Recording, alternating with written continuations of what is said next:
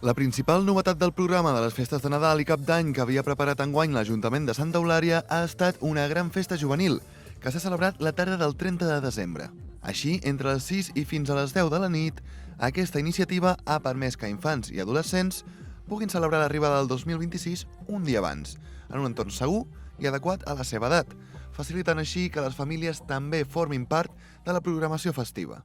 El objectiu és que també la gent, les persones que són menors d'edat, puguen celebrar aquesta entrada d'any, aquest 2026, i puguen venir a disfrutar un rato amb els seus sers estimats, amb els seus amics, que puguen estar a la música, que puguen també disfrutar d'un teatre que es prepara especialment per aquest final d'any amb una decoració, amb una música, amb unes llums, que jo crec que és veritat que s'ho estan passant la mar de bé amb els seus amics. La gran festa juvenil de Cap d'Any ha estat un gran èxit, omplint el Teatre Espanya de Joventut amb ganes de rebre l'any nou d'una manera divertida, entre família i amics y de forma totalment segura. Una discoteca de niños. Me lo estoy pasando bien, he venido con mis amigas.